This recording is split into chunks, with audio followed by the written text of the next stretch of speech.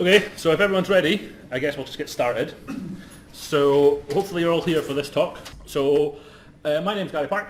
I'm down from Scotland, came down yesterday. I work for a small company called DAI up in Scotland. The agenda for today is to have a brief discussion about a few topics that lead up to the overall topic. So the overall topic is controlling and organizing your GitHub releases. But in order to do that, we sort of have to discuss a couple of other things, such as semantic versioning and what semantic versioning is, a branching strategy, potentially using different branching strategies throughout your code base. And leading up to that, we then start talking about the actual tools, which you're here to talk about, or I'm here to talk about rather, GitVersion, and then ultimately GitReleaseManager. And what we're going to do is we're going to have a brief discussion on all of that, and then at the end we're going to have a demo, hopefully end-to-end, if everything works the way it's expected to show how you can use those tools to ultimately control your GitHub releases that you need to. But one of the fundamental principles of what I'm discussing here is really traceability. What I want to be able to do within my development cycle is I want to know that bit of code that I've shipped onto this production server, what is it? Where did it come from? What version number does it have? What issues, pull requests, bugs, features went into that release? And ultimately, who was responsible for that? So the fundamental principle of going through all of this is that traceability and getting that information at your fingertips when you need it. Okay. The format of today, it's a couple of slides and then some demonstrations. Feel free to ask any questions that you have. Don't have to wait till the end or anything, just throw your hand up and we'll have a discussion about it. So the first one I want to tackle is, what is semantic versioning? So semantic versioning is quite a loaded topic. You could probably have an entire session on what semantic versioning is, and we're not doing that today. So what I'm going to do is say, straight from the website, what is semantic versioning? Semantic versioning is a simple, in quotes, set of rules and requirements that dictate how version numbers are assigned and incremented. Now, like I say, that's a loaded statement, and we're not going to go into the details of that, but ultimately what that means is, or what that translates to, is this simple set of rules. And the rules break down to this, that if you've got a 3-part version number, your major, your minor, your patch, then you only bump the major version if you've done some sort of breaking incompatible API change across versions of your application. You would want to bump that version number, the major version number, so to communicate to the subscribers of that application or that assembly or library that something has changed fundamentally and they're ultimately going to need to change their code in order to use it. You would bump the minor version number if you've added new functionality that hasn't in any way broken any backwards compatibility changes. Okay? And you'd bump the patch if all you've done is if you provided some, again, backwards compatible bug fixes to the code base. So what that translates to is without doing anything else, you are conveying to your consumers some information about the application that they're taking a dependency on. So this doesn't always get adhered to in the open in the wild, out there in the wild, but that is the premise of semantic versioning. What we're not going to talk about is how you know when to do all of these things, because again, that's another topic all in itself. But you kind of have to touch on these topics at least in order to start that process going. So some examples of a semantic version is that. It's as simple as that. That's a very, very simple semantic versioning, 0.1.0. That's ultimately the first version number that your application should start out with, in my opinion. You'll see some that start with 001, but what we just said is the rules is that you'd ship 001 when you're shipping bug fixes. How can you ship a bug fix on a 001 release? Because you haven't actually bug fixed anything. So to my mind, that is the first version number that you put out the door. And at this point, it's fair game. Because what you're saying is you haven't met the first major release. So your 1.0.0 release, that's your first major release. And at that point, you then have breaking changes on top of your API, your public-facing API. When you're in 01, 02, 03, again, you are in this realm that your public API hasn't been defined. So you're prior to that initial release. So that goes forward. So again, that's your first release, your 1.0.0. And then another example would be that this one, so someone has made 13 bug fixes on the third release that released some new piece of functionality. But what happens with semantic versioning is it starts to get a little bit more complicated. You can add a little bit more information onto the actual version number. So what you're saying on this one is that this is a build that was unstable. It's intended to not be consumed by the public. You maybe have that as an internal build, and it's a third one of those in a series. Okay? So that's another example. And then things get nuts, and you have a version number that looks like that. Right? So this to me is what you always want your version numbers to be. and I'll explain that a little bit, because what this is telling me is that this is the third build of my unstable 0.20 release that came from the develop branch, and that is the SHA of the commit in my repository that build came from. So again, this idea of traceability is that build, I can go right back to the exact commit that came from in my GitHub repository, or my Git repository, and I know exactly where that build came from. Now, what you don't obviously want to do is display that on your website and say that this is the build, the version number that you're releasing. But what I do with that is I kind of have two version numbers for my deployed applications. One is the basic semantic version, and one is the full semantic version number that I stamp onto the assemblies that go through. So that is the whistle-stop tour of what semantic versioning is. Like I say, it's a loaded topic, but that's as far as we're going to discuss about that today. Okay.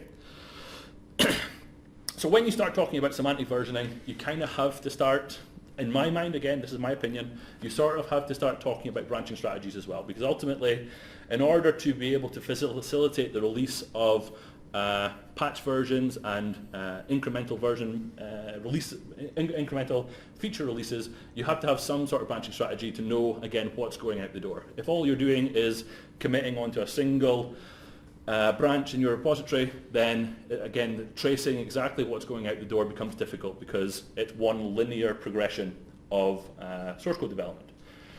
So again, unfortunately, this is a loaded topic, and branching strategies all have their good and their bad things about them. So what I'm going to discuss just now is two of the main branching strategies that are out there. There are others, but we'll just have a very quick overview of what those are and what we can do and how they facilitate us going forward. So the first one that you might have heard of is just the standard GitHub flow. This is of the two branching strategies that I'm going to discuss, it's the simpler one. Take from that what you will. But the way GitHub flow starts is you'd have this main development branch, that's the line across the top, and what you ultimately do is the first thing you do is if you're creating a feature, or you're adding a bug, or you're fixing a bug, you create a branch. That's the first thing you do. You create a branch, and that's where your work happens. And then you add some commits onto that branch. That's you committing the new feature or fixing the bug. And all that work happens off the main trunk. Then what you can do is you open a pull request. You can then, at that point, have a number of code reviews from various people within your team, fix any issues that come up, send that through your testing infrastructure, however that looks like, and then ultimately you would deploy that onto somewhere to test it out, and then finally that gets merged back into the main branch. So if you can imagine you've got 4 or 5 developers within your team, that there will be 4 or 5 active branches at any one time. They're all working in isolation, and then what they're doing is they're merging and then updating their own branches as those new features merge into the main trunk. Okay? So it's a reasonably simple workflow. Most, if not all, source control systems would have this functionality, and it's kind of it's common. I like to say it's commonplace. It's at least commonplace for me. I don't know. Is everyone using branches and distinct portions of development? Good. Okay, so we're not. Okay, so it's commonplace everywhere. Let's make that distinction. So that's the first branching strategy that you may have heard of. The second one is Git flow. So let's preface this a little bit. This is the more complicated one. It's more complicated, but once you kind of grok it, in my mind, it's the better one. But again, that's a loaded topic, so we won't go into the depths of that. But the main difference between GitHub Flow and Git Flow is GitHub Flow has a single main branch of development with feature branches off of that, whereas Git Flow has 2 main active branches, the develop branch and the master branch. The develop branch in Git flow is the equivalent of the main branch that we just discussed in GitHub flow, and the master branch is where all your actual deployments come from. You're releasing to your customers, you're releasing to the public. That's where all your releases come from for the actual release product. Here's version 1.0, 2.0, 3.0. You can also obviously do incremental releases, beta releases off of other branches, but the main pushing out of application code comes off of that master branch. So as a result of that, what you'll see within this picture is that there's a lot more commits in the develop branch as opposed to the master branch, because the final merge into the master branch is a one-time operation. You only merge into the master branch once you're actually ready to deploy. I should have mentioned as well the pictures from the GitHub flow. They all come from the GitHub flow tutorial on the GitHub website, so they'll link to it on the bottom to take you out to there. And all of these pictures came from the very, very detailed successful branching strategy model blog post that I would encourage you all to read if you haven't had a chance to look at that.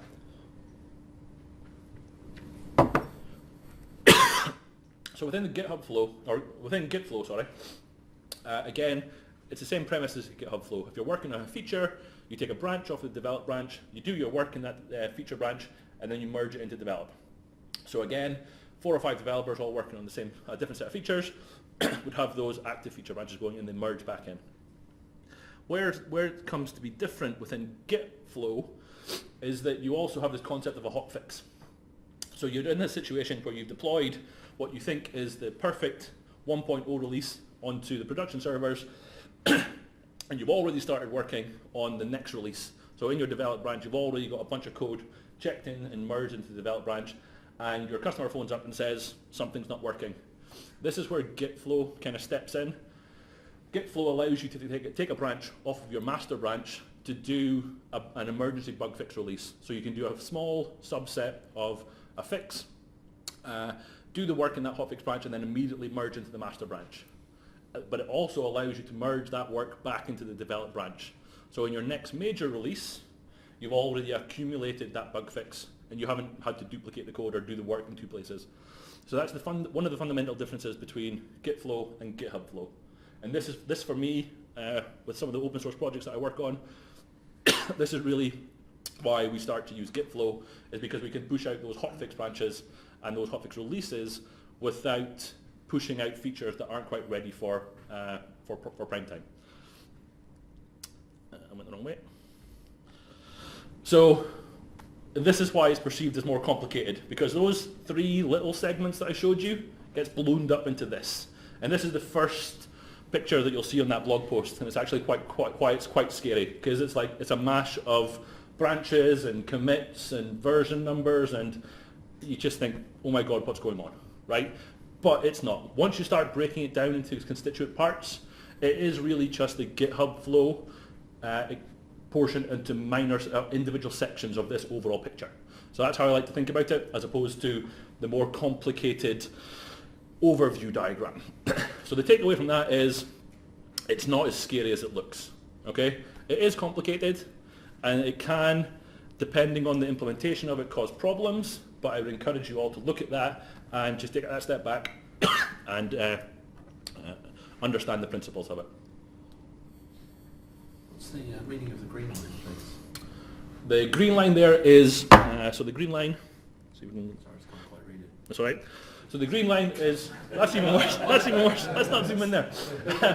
The green line, I didn't speak about that, so that's a release branch. So in the same way that you have a hotfix branch that comes off of master, and then when you do the work, you merge it both into develop and master when it finishes. The green one is actually when you're ready to do a deployment or ready to do a release, you create a release branch.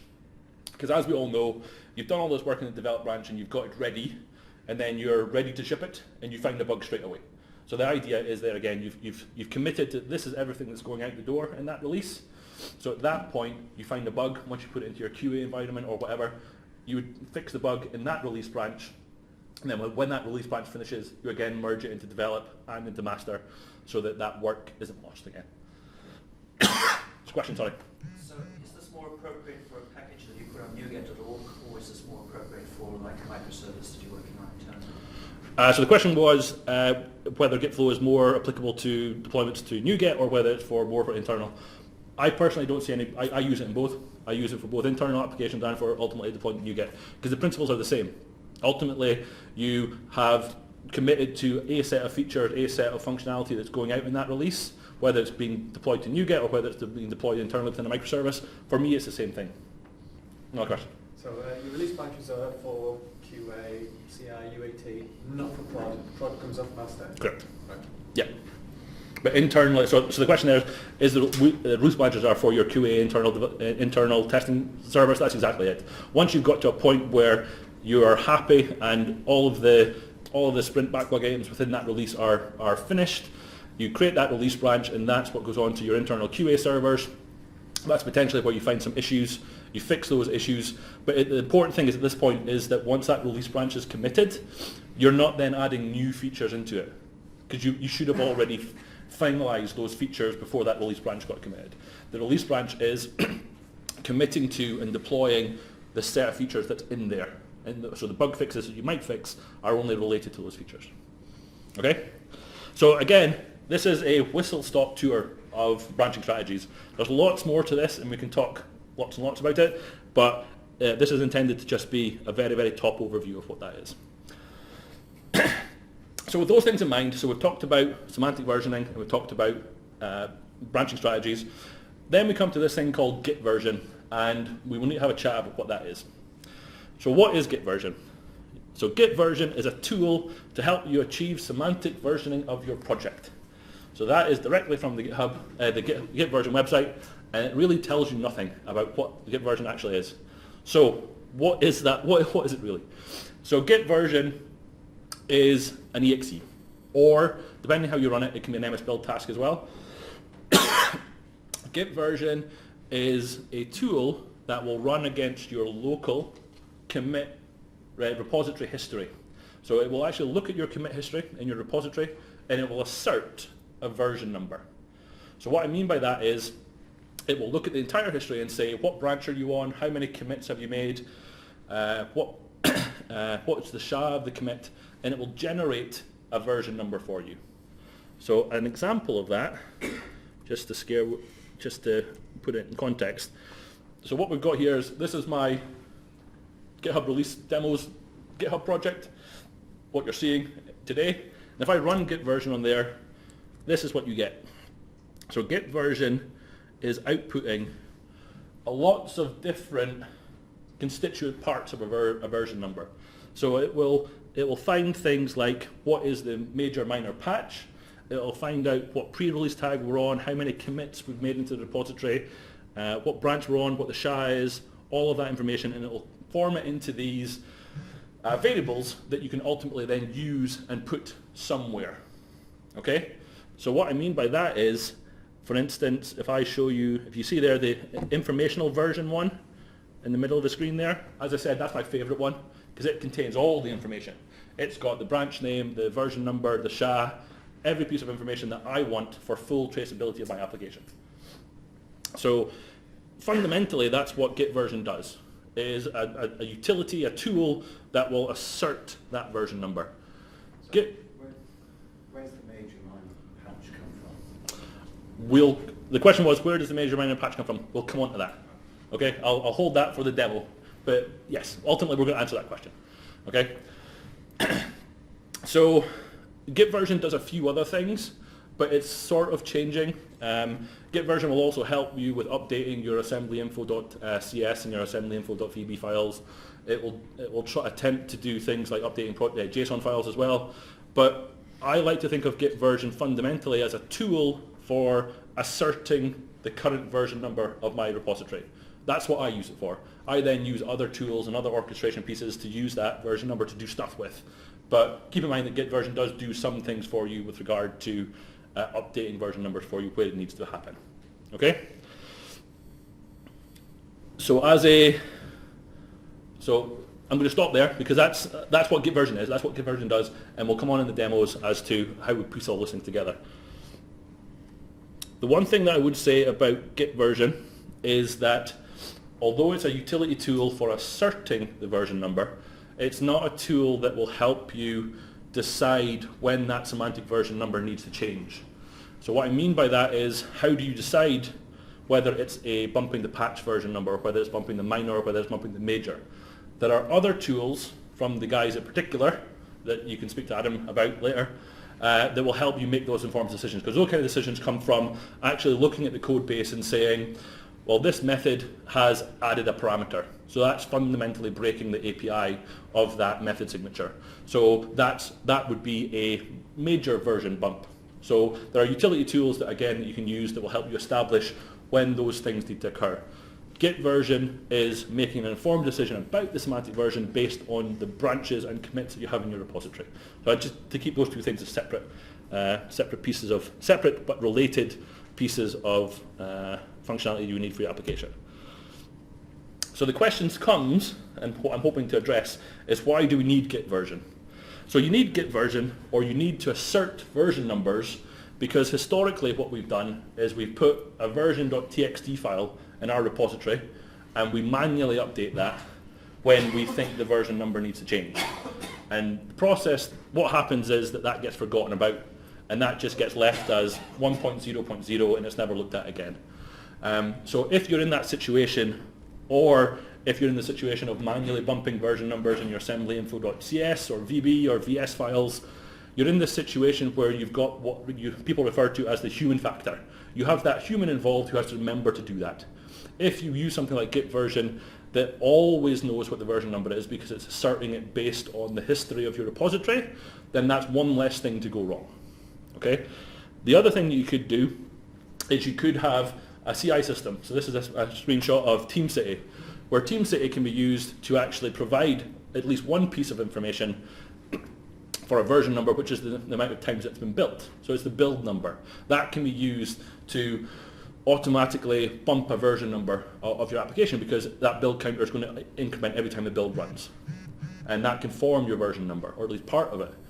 The problem that I have with this, as much as I love TeamCity and I like to use it, this for me is coupling yourself to one vendor of a CI system. So again, with something like GitVersion, which is reading the contents of your repository and the history of your repository, then that version number follows your application around. You don't need to worry that it's running on a build on TeamCity, or running on a build on AppVeyor, or running on a build on, insert your favorite CI system here. Or you need GitVersion because you actually don't know what the hell your version number of your application is at all. And you just push it onto the production server and you don't worry about it. Or you do worry about it, but you don't care. So that's why I think you need something like GitVersion, because there's plenty of these out there. I've known projects that just are built on an individual's machine, and the result of that build goes straight onto the production server. We've all been there, but this is what I'm suggesting is not the best way of doing things, and we need to do things in a more managed way. So the next question that I'm hoping to answer today is, what is GitReleaseManager? First of all, it's the longest name for a utility tool there is probably, but it's not my fault. It's the guys in particular's fault. GitReleaseManager actually started as a tool. So GitReleaseManager is a tool that will help create a set of release notes for your application or product. So GitReleaseManager, or as it was called then, the GitHub Release Manager, started as an application within particular. The decision was then made, after speaking with Simon Kropp, to pull that into what's referred to as a Git tools organization on GitHub. So rather than particular owning it, we brought it into a standalone organization. And we changed it to Git Release Manager. The intention was that that would then become a utility tool, would work on all the major source control systems out there, the Bitbuckets, the GitLabs, all those things. That hasn't happened. It still only works against GitHub, but it's now called Git Release Manager. But one day, hopefully, it will get to be a product that targets all those things. So what is it really?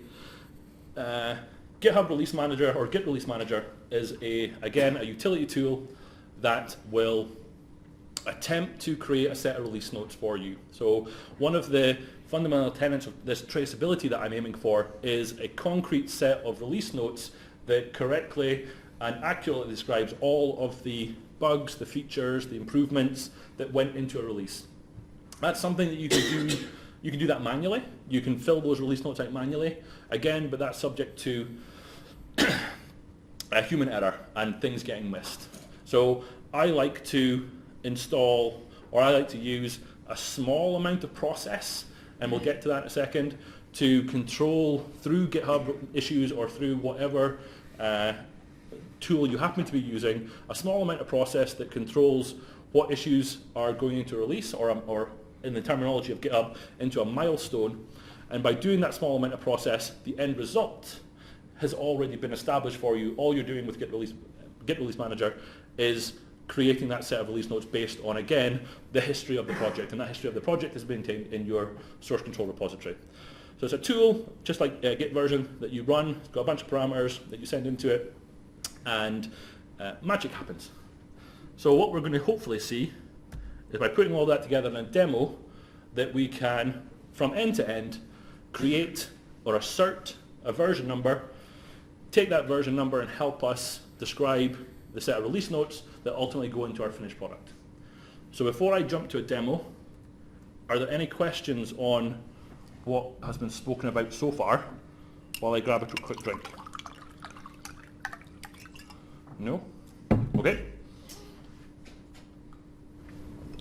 So I'm going to sit on a chair and we're going to start doing a demo. So what I showed before was that is the asserted Git version number from me running on my develop branch. So as I said, Git flow is my preferred branching strategy, and the Git flow demonstration for GitVersion shows most of its functionality. GitVersion as a product works with pretty much all the major branching strategies that are out there.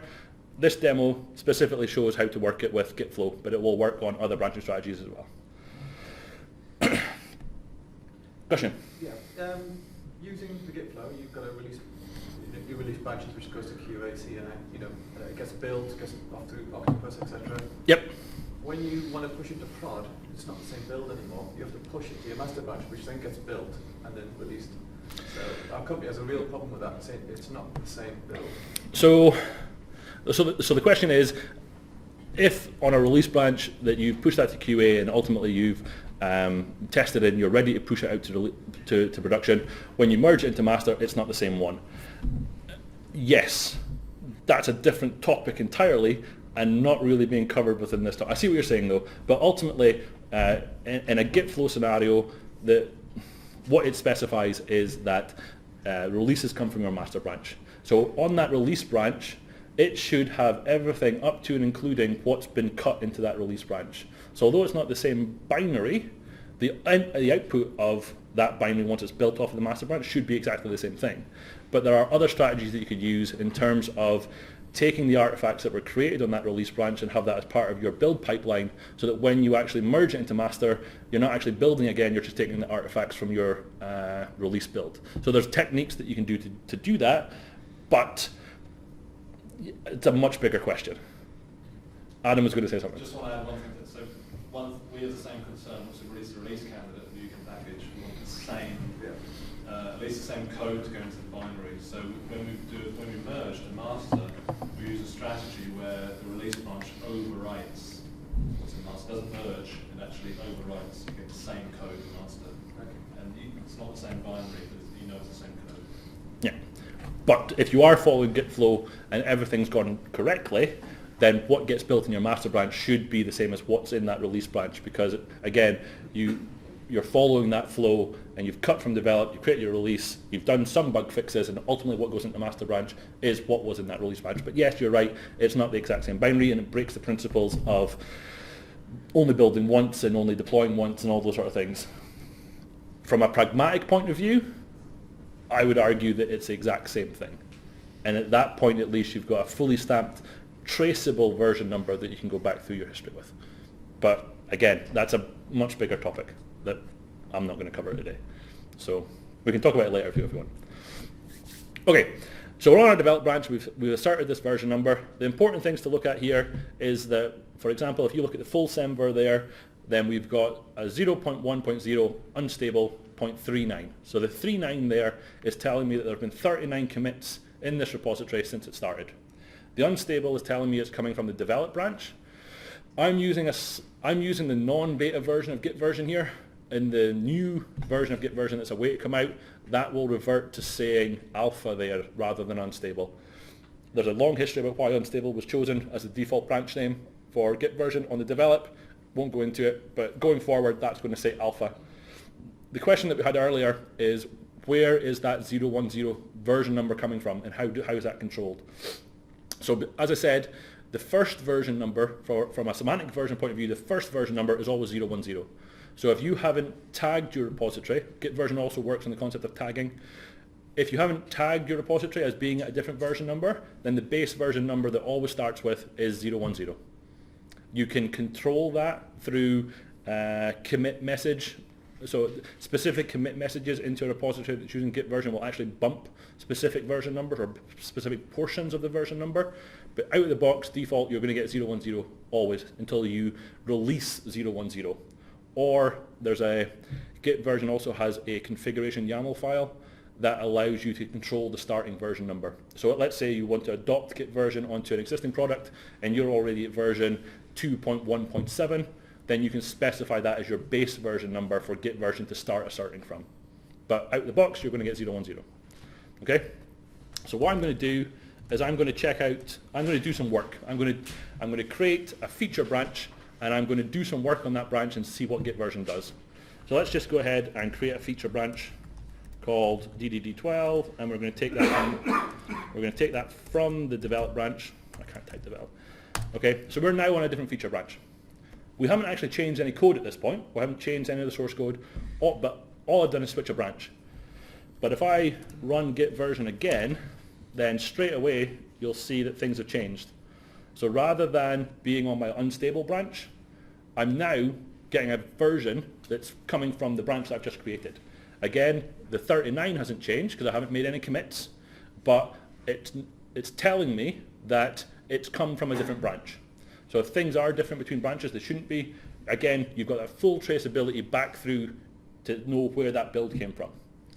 If I actually go ahead and do some work here, I'm not going to do some work. I'm not going to force you to watch me try and test and do some work. I'm just going to create an empty commit, and I run Git version again. Then what you'll see is we've now bumped the version number. We've now got an initial piece of work that went into that repository, and we've jumped up to number 40. So it knows through the commit message, through the commit number of commits since the branch has started or since the development started, that we're 40 along that process.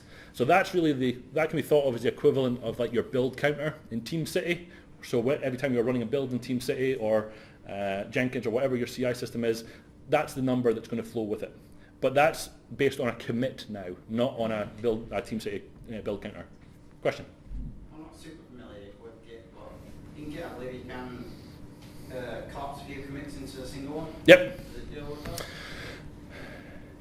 So the question is, if in Git you squash a bunch of commits or you rebase a branch and you take an opportunity to squash those commits, then at that point your version number, your asserted version number would reduce at that point because the commits that are on that branch have squashed in. So you might have made 3 commits and you got to 43 and you come back down again because you've squashed those and you've then merged into them. But ultimately the important thing here is this is telling me this is a feature branch. This is a feature branch that should never make it onto any sort of production server. So the actual asserted version number at this point is not that important, but from a traceability point of view it is, but from an actual putting it out to the customer, they would probably never see this one anyway because it's on a feature branch. But the merges into the develop, because master and develop are your primary branches, rebasing or squashing commits onto those, that's just bad form. Just don't do it, because then other people have to then reset their own clones of that repository because those are the 2 main branches, so just don't do it. But squashing in a feature branch, fair play, just go for it. Okay? But the version number, you're right, the version number may be slightly different. But the SHA of the commit would be different. So again, from a traceability point of view, because the SHA has changed, you would still know where it came from. Okay? I saw a hand going up. Yeah, but the number of commits would be right if you have a look at the history, so it doesn't matter if you switch commits. But ultimately, what you're saying was, so the question was, the commit number would still be the same. It actually wouldn't, because if you did commit, and then you squash those into a single commit, then because Git version is counting from the start, it gets to that point, there's no longer the 42 and 43 that you would have had. It would be like, I don't know, 30 or something like that, but if Yeah. you have a look at the history, you can say, oh yeah. Exactly. So It correlates with history. correct. Yeah. Okay? Yeah. Rewrite history, you rewrite history. Yeah. So ultimately, we can do the same thing again. So I do another commit in here. This is kind of laboring the point a little bit. But if I do another commit and then look at the output, then what we see there, we've bumped that commit number again. So we're now at 41. So again, from a traceability point of view, we know where we're at. So if I go ahead and do a checkout, or git checkout develop again, and then merge that. We've finished with that release, or that feature rather. I'm going to merge that into develop and run git version again. Then nothing much has changed here, but we've seen that progression. We're back on the unstable. We're at 42 now because we had that merge commit. So in addition to the 2 commits that we made on the feature branch, we've got the final merge commit into develop, so now we're at 42. Okay? So we've now got this amazing features and we've fixed all the bugs and we want to create a release. So again, what we do is we do a git checkout and we're going to do a release branch this time. And because of the asserted version number, we know that we are working towards that 010 release. So from a convention point of view, GitVersion doesn't care, but from a convention point of view, I always name my release branches as ultimately the number that's going to go out. Because at this point, you're pushing out code to your clients, to your customers, you should know what the version number is. Marketing's decided that this is the version number and you go with it. Okay? Again, that's an interesting topic that we won't get into, but that's where we are. So I'm on this release branch. Let's just clear this out again. And we'll run git version. So at this point, not having made any code changes, but again, I'm now on a beta release. I'm in a release branch, so git version has asserted that I'm on the 010 beta 1, and then again, the commits along the line 42. So at this point, through tagging, you can actually have multiple betas. So you could actually tag this as 010-beta.1, and then git version would create a second beta, a third beta, a fourth beta. So if you've got this release pipeline where you're actually rolling out release candidates, again, git flow and git version accounts for that, and you can see how that can flow through. So we're in this situation where we have found a bug, so we do a commit. So I'm just going to do allow empty again. This again is laboring the point, but I just want to make sure that everyone's on the same page. We make a commit. So again, we're still on beta, but we've bumped that 43. Nothing else has changed, but the actual metadata that's being added into the version number has bumped along. The SHA has bumped. So again, that full traceability comes through.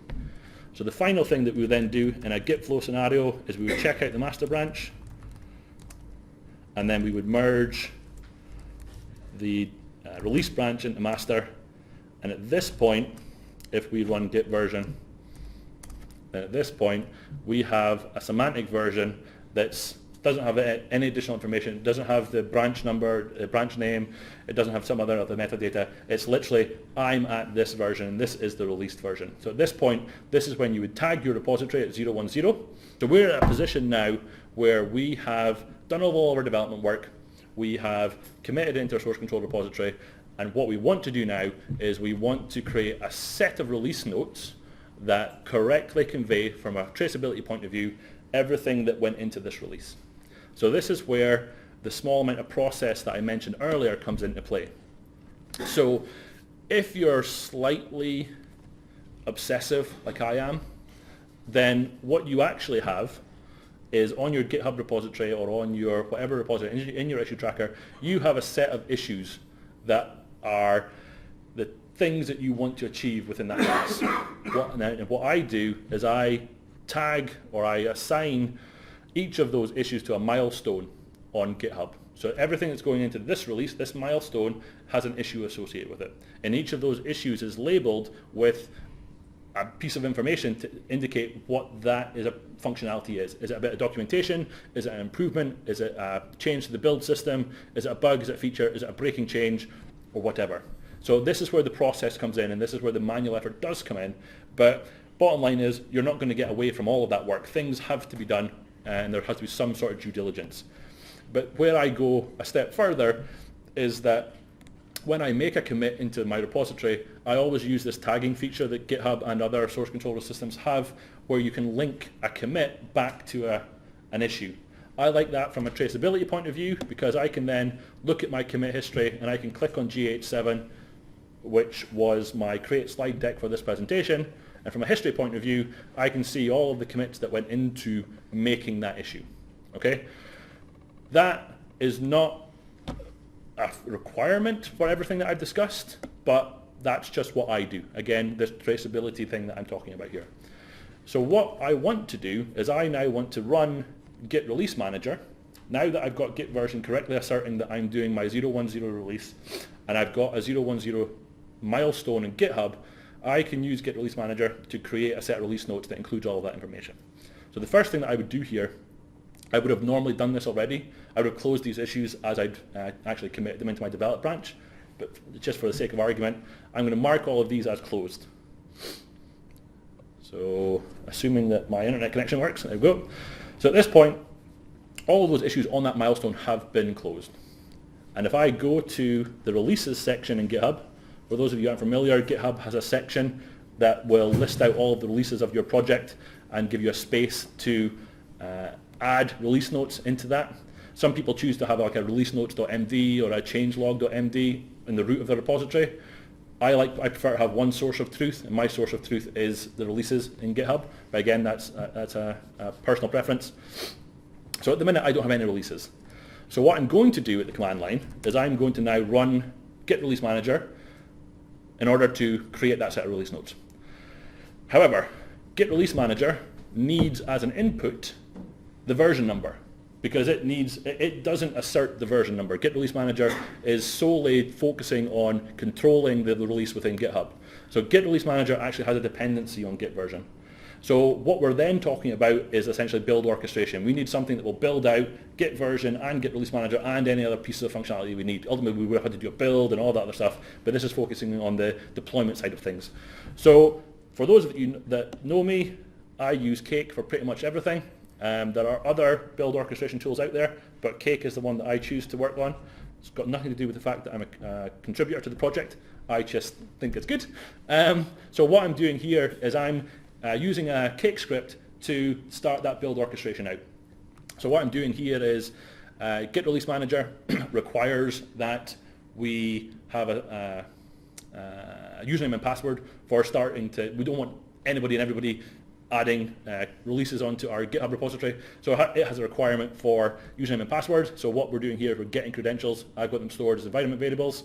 Then I'm going to run Git version, which is exactly the same things we were doing on the command line, but I'm just using Cake's functionality to do that. And what I'm doing here is I'm just writing out those version numbers. So I'll only write out 2 of them on the command line. And then what I'm doing is I'm using a task, which is to create that set of release notes on our actual GitHub repository. So if I jump back here, I'm just going to run a build, and that build is running Cake. So all this is going to do is do the exact same thing we were doing at the command line, which was to assert the version number. So you'll see here, all we're doing there is I'm asserting that nice big long version number that I like, and also the semantic version number. So that's all that's happened there. We haven't actually done anything to GitHub at this point. So if I go back to GitHub and refresh the screen, there's nothing there. All I'm doing is running Git version. But if I go to the next step in the build orchestration, and if I run the target that's called create release notes, then what's going to happen, it's still going to run Git version, because again, Git Release Manager needs that input version number, and then it's going to go and create a set of release notes for us. So it's finished. So if I go back here now, what it's done, it's looked at the content of my repository and all the issues that are assigned to that milestone that is 0.10, and it's created a set of release notes that includes information, i.e. the title of that issue. So there's a little bit of due diligence in that respect to make sure that the issues that you're creating are reflective of the actual thing that's being fixed. It doesn't know what you did in that issue, but it creates a set of release notes that includes in sections all of the issues that went into that. So again, from a traceability point of view, from this set of release notes, I can then go to issue number 7, which was the creation of the slide deck. I can see all the commits that went into that. I can see who was working on it and where. I can see where it was linked to, the milestone, and all that sort of stuff. So that's where it's coming from. Okay, and at this point, what it's done is it's created a draft release. So this hasn't actually gone out to the public. No one else can see that apart from people that have access to the repository. It's a draft release. You'd actually have to come in here and say publish the release before it actually goes out the door. Okay. But that's not all. So the other things that you might want to do is that as part of the release on GitHub, you might want to actually take the artifacts of that build. you might want to take the NuGet package or the chocolatey package or the MSI or the EXE and add that as an artifact of the release, because that might be where you want people to actually download your application from. So the other thing that GitReleaseManager does is just that. So what this is going to do now, I scroll down here and attach artifact, then all this is doing is running the GitReleaseManager add assets function, and it's going to take a list of files that you want to attach to that release. So for this example, all I'm doing is taking that license file that you see there on the left, and I'm going to add that as an artifact of the release on GitHub. So again, if I jump back to here and I run this time not that, and I do attach artifact, then what we'll see, again, it'll run git version, stamp the version number, or assert the version number, and then it'll run that attach artifact. And if we go back to here now in our GitHub release and do a refresh, then in this download section we've now got a license.txt file or an MD file. But imagine that could be your NuGet package or your MSI or your EXE or your zip file, whatever your artifact is, it's now on GitHub. And the final thing to show from that point of view is that from again, a slightly over-compulsive side of me, we've now got a milestone that's currently open. So we now know that this release is finished because we've created our set of release notes, we've attached all our artifacts. We should really go ahead and close that milestone to give an indication things have finished off. So you could come in here and just click close, but we can automate that as part of our release process. So if we come in here and say close milestone, and let that run. So again, it'll assert the version number, it'll close the milestone, and if we go back to here now and hit refresh, and it's now closed, and it's in GitHub's history as this was a milestone that was completed. Here are all the issues, and from a traceability point of view, I can see all of the commits and everything that went into that. So those three things I showed as being actual separate things, as a full build orchestration, you'd probably do them as one task or one set of tasks that was the actual pushing out of the final application that you're making. Okay. What I tend to do, and this kind of speaks to the point that you're making, or I can't remember who was making, when I do a commit, when I do my final commit onto the master branch, typically what I do is I have my build orchestration run the creation of the Git release notes. So the first merge into master creates the release notes, and then I'm left in a situation where I have a draft release, and then what I do is I will trigger another build based on me publishing the release. Because what GitHub actually does is when you hit publish release, it'll actually tag the repository for you as well. So I'll actually trigger another build that will take the artifacts from the last build and actually push them out onto NuGet, chocolatey, whatever those artifacts go. I've done my build once, and then the second build, which is actually I'm happy, will take all those artifacts and push them out to where they need to go. So there's there's a two-stage process there. One is the merge into master, final sanity check that you're happy with all the release notes, publish the release, that triggers another build that just does an actual deployment of the artifacts of that release. So again, the build happens once, but there's another portion of the build which is the deployment step. Okay? And that was the demo that I had for GitVersion and GitReleaseManager. If I go back to here, my question is now, are there any questions about any of that? Because I don't have anything else to show you. So, are there any questions? I have a bunch of resources here for additional information about GitVersion, branching strategies in general. Jake Ginnivan, one of the main contributors to the GitVersion product, did a .NET Rocks episode, so there's more information on there. These slides are all available on my GitHub account, which is just GEP13. So feel free to grab them. So yeah, any questions?